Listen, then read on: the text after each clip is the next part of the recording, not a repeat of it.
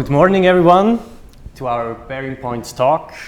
My name is Daniel Marfurt. I'm manager in the Swiss practice in financial services and specialized in distributed ledger technologies.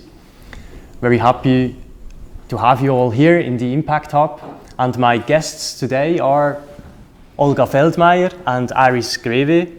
Olga Feldmeier, the CEO of Smart Valor, and in Switzerland also known as the crypto pioneer. She managed the Swiss headquarters of the Bitcoin company Xapo before she founded Smart Valor. And with Smart Valor, she is developing a decentralized market for the alternative investments. Olga, thank you very much to be with us today morning. We're very happy to have you. Thank you for the invitation, Daniel.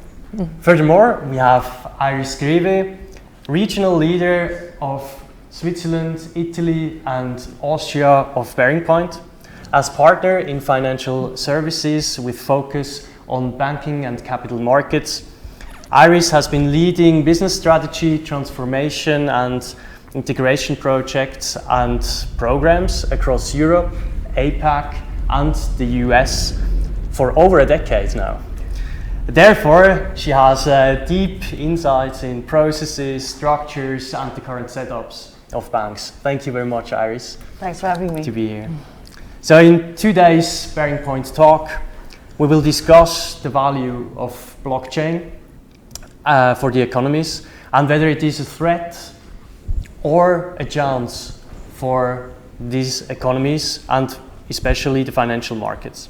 Switzerland is known as the crypto nation, and the financial authorities as well as the banks have been perceived to have a progressive approach to take position in this topic. So far, is that true, or are there aspects that could still be improved? Before we do the deep dive in those topics, we will start the talk with a quick overview in the blockchain industry in general. So, Olga, the developments in the blockchain space are really fast-paced. What are the recent most important developments for you? What would you say? I would say, of course, it's difficult to give an executive summary in 2 minutes because so many things are happening. But I think if you look, like, let's say, in banking, technology and startup space. So in banking, we've seen, all those projects on the banking partnership side. They are more moving into the phase of, going live. That's, and we will come to talk about it later. On the technology side, the major development is that a lot of projects are moving closer to the solution in direction of scalability. As you guys know, while we are talking about public blockchain, one of the major issues is that they are today, the capacity of the network is not so great, right? So Ethereum is moving with a new, different proposal on move to proof of stakes, right? And a lot of new protocols are coming up with their solutions. So this race for the winning protocols, this is kind of like what keeps attention. And on the startups side, the major development is the rise of ICOs. This is a new form of crowdfunding startup companies, which is, started with blockchain startups, but is evolving to different industries and to more mature companies. Mm-hmm. Mm-hmm. Iris, what do you perceive in the market? What are banks currently working on? If I take the banking perspective, and I'll stick to that more or less today, I think for the established players, it's to a certain extent confusing. They see something is happening. We're changing from the Internet of Information to the Internet of Value. We're not changing the underlying business that is taking place, but the way how we do this business. And for many established banks, this is a completely or a pretty new field. They sense something is going on.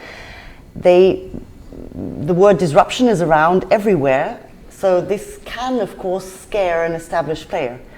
And as soon as an established player thinks about it, I believe certain cases will develop, areas where banks will probably not invest further or let go.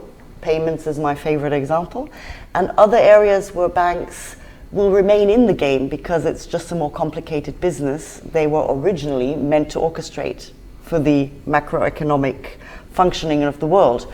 But I think we'll dig a bit deeper into that, but I can understand that every established banking player is watching what's going on. Some are experimenting, and rightfully so. But I'd be glad if there would be a bit more courage in the banking market to engage a bit more intensively. Now that we can do that comparison in a second, Olga, in Switzerland, Smart Valor is very well known and also in the industry so far. But just for those that are not yet very familiar with your company and for the listeners maybe from abroad, can you briefly explain what the decentralized marketplace is all about? Yes, sure, Daniel. So the official definition is we are building the decentralized marketplace for tokenized alternative investments. And if that sounds too complicated, guys, think about it as an Amazon for special investment products, right? A platform, online investment platform for everything that you can trade and exchange in the form of token. And what can be exchanged in the form of token? Well, basically everything. I lately tend to say that you probably guys remember 10 years ago we used to say everything that can be digitalized will be digitalized, right? In banking it was a big slogan, right? So today we are talking about anything that can be tokenized will be tokenized. So anything, physical object, intellectual property rights, shares in the company, anything can be represented in a form of token which is issued on the public blockchain and is governed by smart contracts, right? And this is actually the same that banking are trying now to build up for their backbone for clearing and settlement and exchange of securities, right? We build it from the scratch for specific set of products, being crypto hedge funds, ICOs, tokenized venture capital, tokenized private equity, tokenized real estate, and the list goes on and so on. Aris, have you heard of banks that are already thinking about entering the market and maybe joining Smart Valor, so that they would recommend their clients to maybe in the future then go on the platform of Smart Valor? No offense, but no bank I am aware of currently. But of course, I wouldn't say I know every bank and every activity perfectly. I believe, though, that banks, because in the past we had the IPOs, now we're moving to ICOs, but in principle it's a similar activity. And banks used to be engaging to a very large extent, of course, in very high volume IPOs, initial public offerings. So it's actually quite an intriguing question to think about why aren't banks now already engaging or enabling or engaging in the ICO space, because they have the legal and compliance advisory backdrop. They could leverage this. Maybe it is currently not yet a similarly high value business, but start small and scale up. But unfortunately today it's the opposite picture, at least what we see here in Switzerland, that every large bank is very afraid to work with blockchain companies involved in cryptocurrency space, to say nothing about ICOs, and you mentioned the word that you will be crowdfunding through issuance of tokens. Like no bank will open a bank account here in Switzerland, right? And that's very unfortunate because, actually there is no reason for such a complete denial, right? The obvious answer was always, well, because, those startups and those small companies, the way they do onboarding of clients, or in many cases they just don't do any, right? They just say, this is the address, you send your Bitcoin or Ether to this address, and this is how we crowdfund our company, right? And there is no due diligence or KYC done at all, right? So that used to be the case like a year ago, right? But today, more and more good companies, good ICOs, they're basically using the same KYC provider as smaller banks do, right? And they're the same diligent about which money they take in. So basically, there is no reason for this complete shutting the door, right? And that's how I perceive it a little bit being some type of silent collusion, like just banks say, oh, because UBS doesn't work with them and Credit Suisse, so we also don't work with them, right? And I very much hope that the situation will change soon. Do we see any reasons from banks not to accept the KYC process that is already known for ICOs, for example? I wouldn't say that banks do not accept it, because the KYC, Know Your Customer process banks currently operate with is very valid, it's accepted, it's a very highly compliant way of working.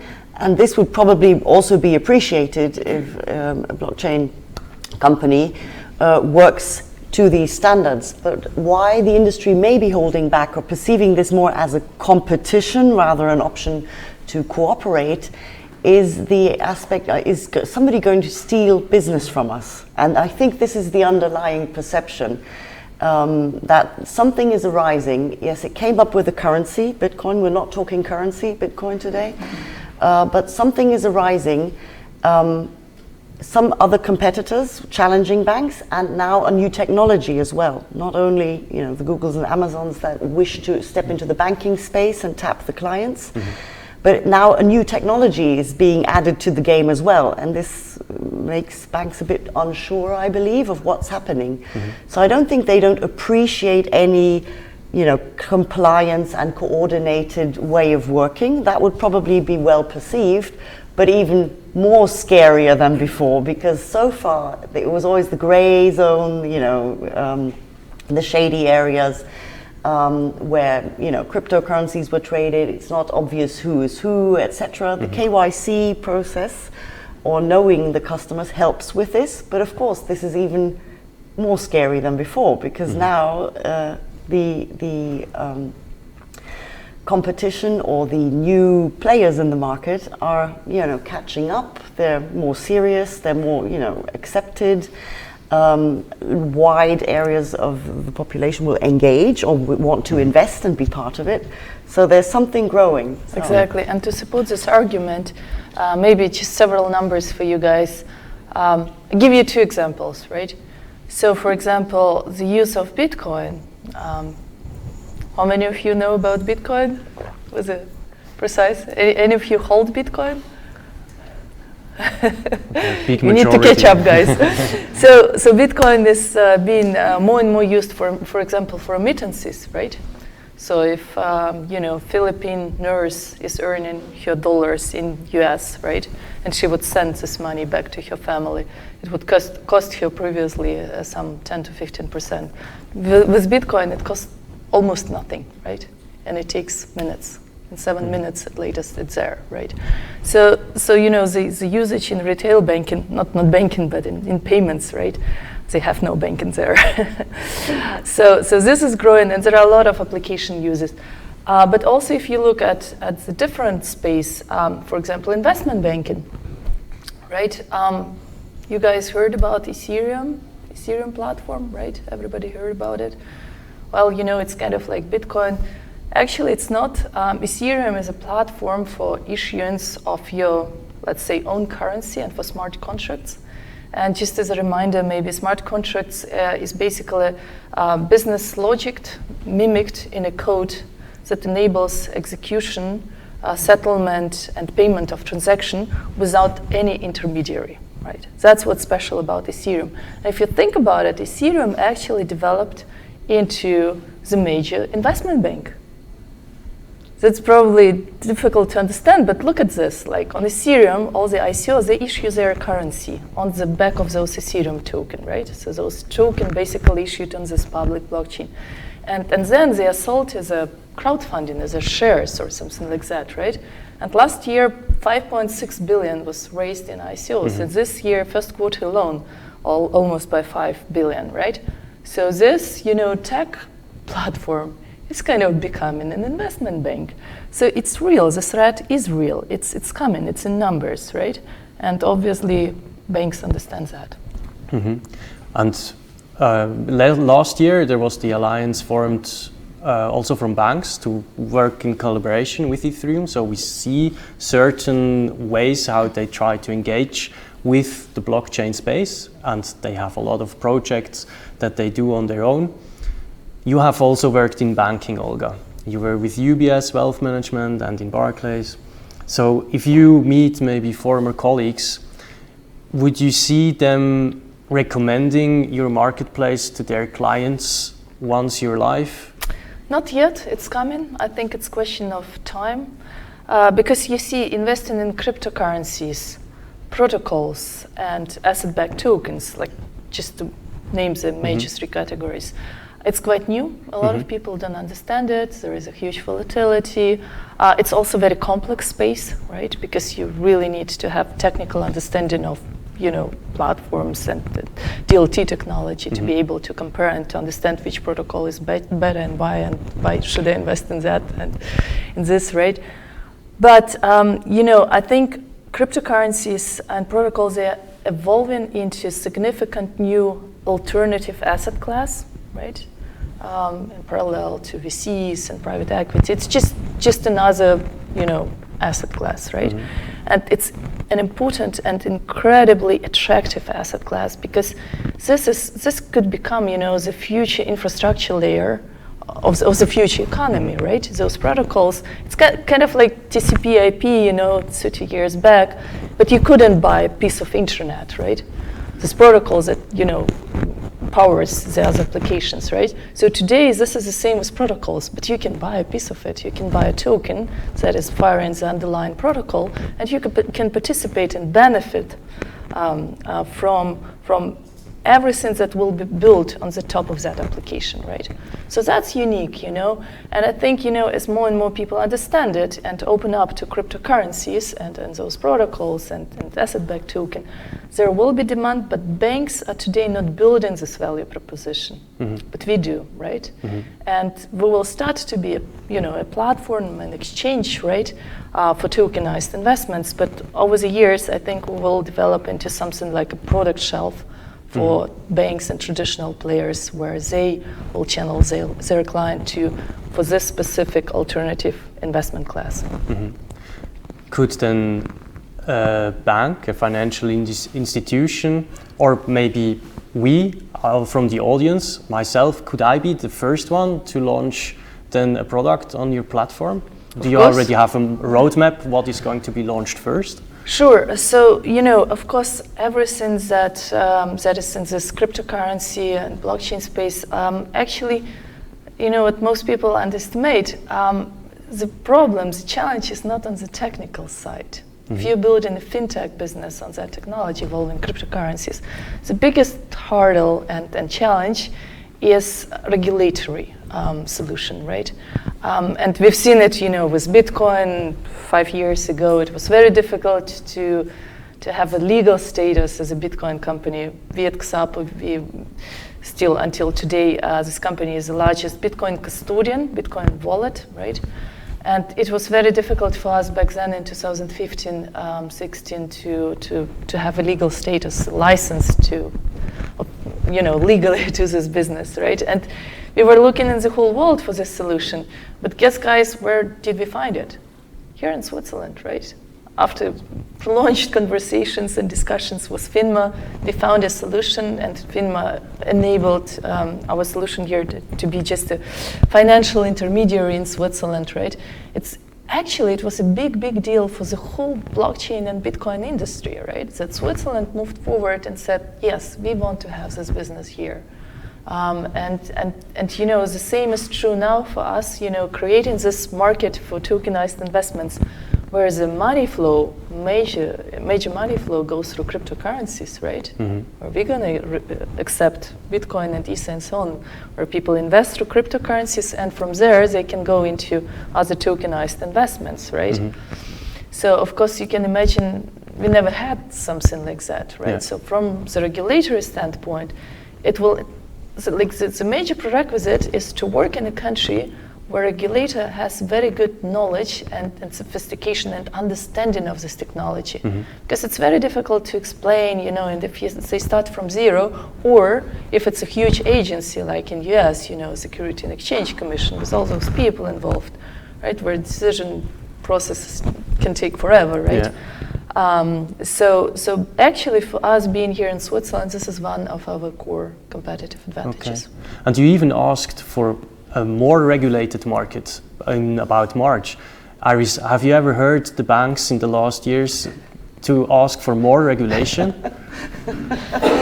Probably not, and probably nobody has. But of course, it makes absolute sense because you want to establish the business, and be appreciated and acknowledged as a valid player, and of course it helps to shake hands with the regulator. And I would actually assume that FINMA or any regulator might start engaging more into, or having a certain desire or wish to look into certain transactions, come closer to the players. I'm not going to say they're going to start mining themselves, etc. But that would be interesting. So achieve at least a bit more of a look through of what's happening, meaning that, of course, bringing the regulator closer to whatever is happening in the blockchain-related space. This will also make it easier for the regulator to see what is happening, and of course, again, take certain activities out of banking. You don't need regulatory reporting if the regulator is part of the game and already has all the data available. It's a side aspect, but it's something I believe the regulators will move closer to the business, not only by facilitating the infrastructure as such, but also by wishing to take a more inside view, at least for certain types of business. Exactly, and this is exactly what this technology enables, right? So probably, as you know, like what's so special about Bitcoin? It's, for example, right? It's a public blockchain. What does it mean, public? Public means that anyone, any of us, we can go to this blockchain explorer, we can see all the transactions, all the account numbers, public keys, who moved how much money to which account, when. We can look back from the beginning, 9 years back. You can see every single Bitcoin, where is it coming through. So this is unprecedented transparency, right? And of course the question is like how banking and how regulator are going to apply that, right? And basically, like this is a public blockchain. So the problem is because the database is so huge and everybody needs to exchange the same information to duplicate the data record on their own books servers, right? So this is like the transactions are slow, right? But there is a solution called consortium blockchain, or we call it permissioned blockchain, right? Where the nodes, computers, are run by known parties, right? By banks, by different institutions, right? So the advantage is that here in this, permission blockchain, you don't have this proof of work, right? So this complex mechanism to confirm that you have a right to write the transaction. That makes the system much more scalable, right? So imagine a system in which, maybe Bearing Point is running a node, startups running a node, regulator is running a node, and basically also the central depository, that is recording the ownership of shares, for example, they run a node. So that means that we all exchange information in the same network, right? Which enables instant settlement of any transactions, right? And this is actually what is so great for regulator. And this is where I think also for Switzerland, this is a big chance, right? Because we have all those shadows of the past, all this offshore banking and all the stuff that everybody wants to forget, right? And kind of like we're moving into this space where technology enables unprecedented transparency, right? And this is a chance for regulator to develop core competence in this field and enable businesses like us build innovative solutions. Now, the FINMA has already released first guidance for ICOs. They're also very active in that market, but banks are still not yet jumping on the train. Iris, are they getting disrupted? and they're missing out completely? Or should they now jump on the ICO train? Should they wait? What do you think? I'd like to refer to your example in the securities trading, clearing, settlement, because this is, it's tangible, and this is actually one of the areas where the banks will be disrupted unless they engage or continue enabling this kind of business. So I wouldn't want to venture back to the ICOs. Why aren't banks engaging to that extent in this area? But I'd rather take this thought from the trading, clearing, settlement a bit further, because of course there are areas, especially in this segment, the more standardized the products are and the more smart contracts actually work in banks. Currently, a contract can be programmed in a really smart way, but in the derivatives, if it's not, it's OTC derivatives, this contract can't talk to anything. It's not, it doesn't have the appropriate feeds to know when to trigger which payment, because this is partly paper-based, manual work, etc. So until this happens, the banks still have time to react, because this is not going to be there tomorrow. It's going to take a while to have everything technically available and interlinked so that a smart contract in a bank for an OTC derivative, a swap or whatever, can really execute itself and work by itself without anybody else from externally pushing a button or delivering paper, feeding this into some sort of system. So this is the time span I still see in this area, where banks can think about how to engage and where to engage. But coming back to what I said initially, maybe the more commodity style business like payments, like securities settlement, that's nothing banks originally were invented for. Exactly. And this is commodities, highly standardized business. Why not let go? It's not your key USP as a bank. But financing a large multi-billion infrastructure endeavor, building bridges in China, etc. This is nothing that is easily, just like that, financed on the blockchain by all of us participating. So I believe that banks will be disrupted to a certain extent in certain areas, but not totally and not immediately. And especially if banks act as orchestrators for the more large, complicated financing endeavors, this is not going to happen overnight, that you're going to be disrupted in infrastructure financing, also trade finance. Excellent blockchain case, but not there yet, because the world is not as digital as it today. It's not as digital as it probably will be in 30 years' time. Okay. Exactly, and this is actually also already happening. A great example I always like to talk about is V-Trade, V.Trade. Maybe you guys heard about it. It's kind of like project of Deutsche Bank, IBM, HSBC, and series of banks, right? So this is all about putting cross-border trade on the blockchain, right, and enabling better procurement and getting rid of all those paper trails and so on, right? So they are moving already forward there. Maybe another great example is in space of payments with the Ripple and all the banks that are building up around this platform, and finally. In regards to settlement and trading, so securities clearing and backbone of execution, right?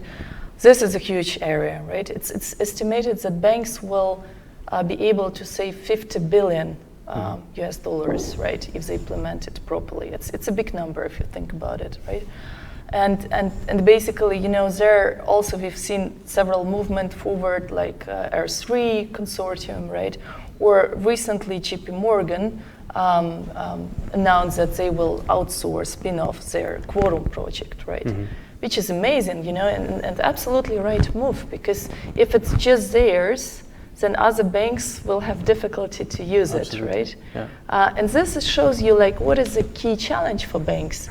The key challenge is not the technology. The key challenge is how do they break through this network effect? They all kind of they all need this application level, right? And this network, but they kind of competing entities, right? So how we agree that we work together, do V3 work together and the A3 work on the other? How do we all agree to build the same system, right? How do we agree to build the new Swift, right? So this you know, this kind of, you know, the difficulty to find a consensus and to find the way how to kind of not compete but build together. This is a core challenge, and this is actually great for us because as they agree or not agree or try to find a solution, we startups, we just build from scratch.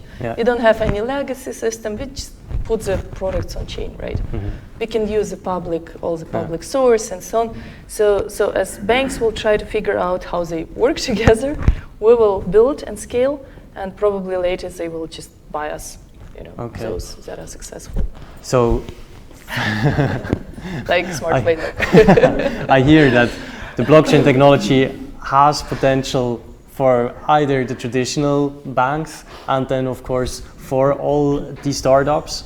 I also hear that cooperation as well, a bit of competition is in, and I think talks like this are needed with then also roundtables from the different institutions, financial or also the other industries, so that one can find the consensus, can build those consortia, so that at the end we can build something that everybody can use and that we have a norm as Swift where everybody profits at the end. Now, only at the very end, there are always predictions about the Bitcoin price. Already when I walked in, I heard some discussions, and I'm just eager to know from the audience first. So who thinks currently the Bitcoin price is around 9,300 and I think 26 US dollar I read today morning. Who thinks that he will be at the end of the year over 10,000? Please raise your hand. Okay, I see a lot of hands. Who thinks over 20,000? Raise your hand. Okay, very little hands. Over 100,000? Okay, nobody. So Olga, what is your opinion about the Bitcoin price? Well, you just said it. I was, you know, like my experiences, I was too conservative on Bitcoin. I invested back in 2013, you know, it was around $70. And you know, the reason why I invested, I never understood this stuff, right? I was reading and I thought like, this is bullshit, like I don't get this, right? And then the first moment for me was, you know, as a Cyprian banks, you know, there was a trouble back in 2013 with Cyprian banks and Cyprus on the verge of default. And we saw the spike in the Bitcoin price, right? And I thought like, wow, so this has a correlation to the real economy, to the banking, right? And it's just Cyprus, so several banks. Imagine there would be a war or something like really big, right? So what will happen with this digital gold that is controlled by no government, nobody can influence it? There never will be more than 21 million. Like this is completely off hands of anybody, right? So what a perfect hedge, right? So then I invested first time, and then I invested late in 2015, much more, which actually enables me to start this company, right? I would never be able to do it with my UBS salary, right? Good to know. No, I mean, it's still good salary, but you know, Bitcoin was really out of comparison. So basically, and you know, back then, like 2015, where was it? I can't remember. I probably bought like 2015, right? And I thought like, wow, if it goes to multiple 5 in the next year, that would be great. So multiple 5 would be 1,250, right? Yeah. And it hit 20,000 end of the last year, right? So I was so wrong. And basically, I understood, you know, that the major challenge with those digital currencies is the first phase, right? And Bitcoin is like, guys, this is almost 10 years old, right? This is the most established, most secure currency, right? Why secure? Because the bigger the network, the more difficult it is to break it, right? So now, as a Bitcoin is, you know, kind of evolving into this most stable, most trusted, not stable, but most trusted network. and it grew by multiple 10, 20, right? So that means... So I adjusted my expectations, so I think we have very good chance. If everything just goes away, it was going the last, let's say 5 years. I think that we have there is a high probability that Bitcoin will rise to 100,000 within the next several years. Okay. And, so and for all those that don't have Bitcoin yet, that might be an incentive to buy. Yeah, I think, in general, it's still highly speculative asset, right? So I would recommend anybody, like if you say like this is my portfolio, those 20% alternative assets, then this is probably like 0.5% to percentage of your assets that you can easily put into Bitcoin. And I mean, if something goes terribly wrong, then it's zero. But if it works out, right, like it did until now, right, then it will eclipse everything, all the other portfolio investments that you ever had, right? Okay. So it's very asymmetric risk profile and payout profile. Okay, thanks for your opinion on that. So we're coming to the question round, open questions. I already received one from our tuned-in listener from the podcast, and it's addressed to you, Olga. So the question is, how high is the level of acknowledged cryptocurrencies in Switzerland compared to other countries? Well, it depends on which segment, on which group of people you're looking. I think regulator will probably really can be very proud of what FINMA achieved and what kind of expertise FINMA built up in this space, right?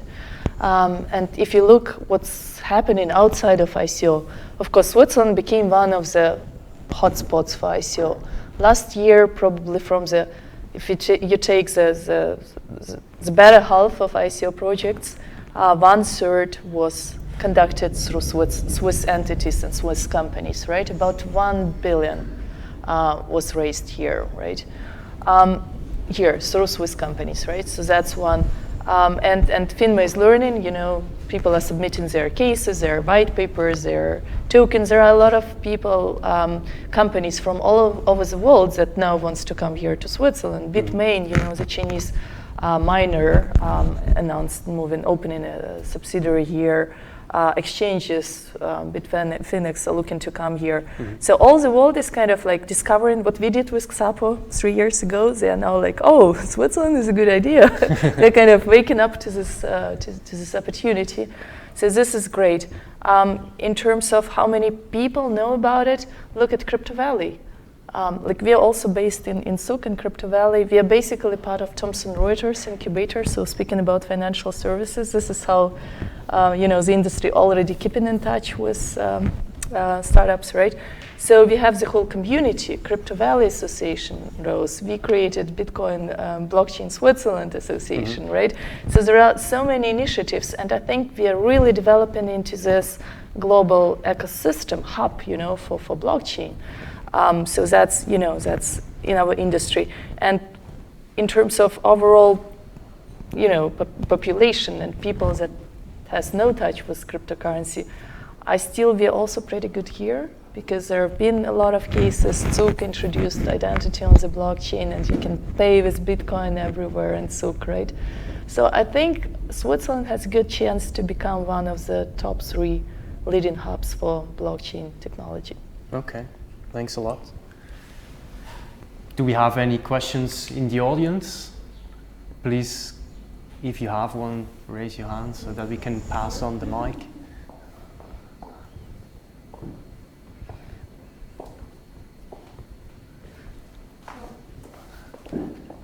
Can we quickly wait until the mic is there? Yeah. So you say that you're not yet where you wish to be with the banks in terms of dealing with them. So your main business is not dealing with the bank, I suppose. And who are your main customers and who are the people that you're looking into it now? Because I think you have to make business to maintain the company. So I think there is something there that is maintaining the whole engine on. That's true. That's a brilliant question, and that's actually the major point. How do you attract customers? How do you scale? So for us, basically, our customers, we have, it's a platform, two-sided market. So on one side, you have all the asset issuers, Those are those startups and companies that issue their token, which we basically create. We write a smart contract, we list it on our platform. It's basically like an exchange, but for very specialized products, right? And on the other side, those are investors, crypto investors, right? That were invested maybe in Bitcoin, but want to diversify into the broader space, right? So asset issuers and investors, those are the two key playing parts, right? And banking is, of course, very important component in that, but my experience working for a Bitcoin company tells me we'd better be very independent of banks, right? And as previously, there was no way to do it because here in Switzerland, you need 10 million to put on the shell as a minimal capital requirements to have a banking institution. So today, this is changing. For example, Liechtenstein, they introduced a small banking license last year, which enables you basically with just 1 million capital requirements run a limited scale, but still it's a banking institution, right? And so we are preparing ourselves for application for banking license in Liechtenstein, not because we just want to be a bank, no. It's just because we need to be independent. If the bank tomorrow, our partner decides, this is too risky business, I shut down your accounts, we need to survive, right? And it's an opportunity. Thank you. You're welcome.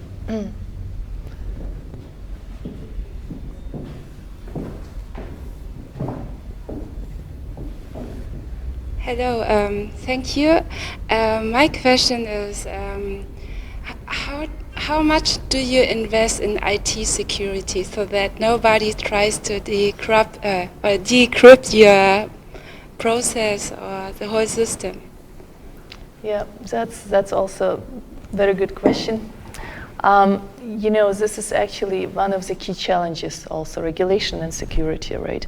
And in terms of security,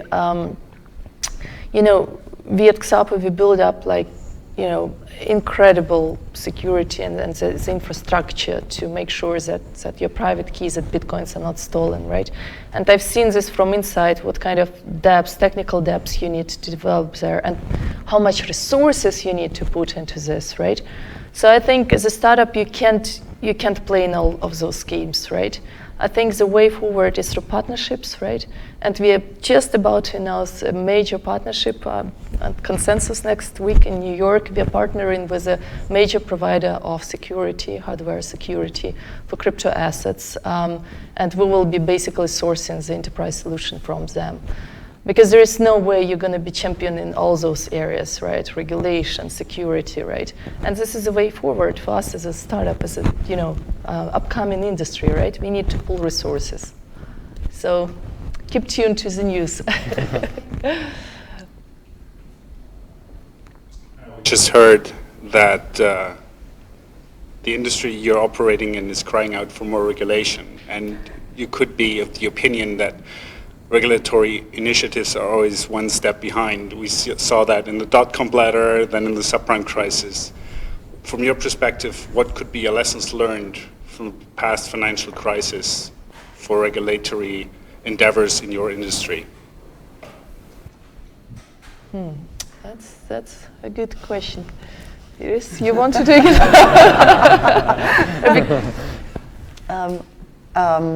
One thought that just came to my mind as you mentioned regulatory and past crisis, etc., could also be a question for this whole round here and for the people listening online. Are we seeing a next bubble? We spoke a lot about ICOs, and yes, we have stable companies with a good business case pitching for an ICO or preparing an ICO, but there may also be the odd one out or several odd ones out preparing their ICO. How can we be sure that this is not a next bubble arising? Remembering 1999, 2000, lots of the dot-com bubble, it exploded in many an investor's face, destroying invested funds, etc. So is this also something we may be seeing, and is this a call for more regulation in this certain ICO space? It could also be in the payments, etc., in the settlement space. We mentioned the regulator acting as a node. But in the ICO space, do we see the next bubble arising? I'm convinced that not every case is a solid case. Of course not. No offense to anybody in the room, Yeah. but there are cases around, the black sheep, not to say the black swan is around somewhere. Yeah. Of course. I mean, the reason being that the money into ICO flows through cryptocurrencies, right? So this is kind of like, people that never had a chance to invest in those companies. I mean, think about it, people from China, right? They have capital controls. They're not allowed to invest abroad. They're not allowed to bring out the money. So it used to be 50,000 per year that you can bring out. And now all of a sudden they can buy Bitcoin and they can invest hand in hand with Ben Horowitz and with all the Silicon Valley guys into ICO and protocol tokens. I mean, how great is that? But the backstory is that, well, it's not regulated, right? Mm-hmm.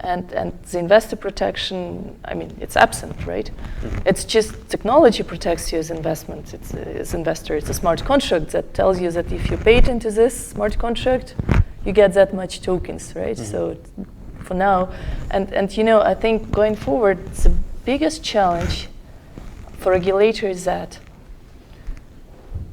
to give an answer and to craft the regulation in order to enable this innovation to happen, because it's very important innovation. Mm-hmm. The technology is there for complete disintermediation in financial services, right? And this disintermediation, it has a great economic benefit. It's removing the economic slack that is put on all the transaction and welfare through, in that system, needless intermediaries, right? So the question to regulator, how to enable this innovation and this disintermediation, but on this other side, to still protect investors, right? Mm-hmm.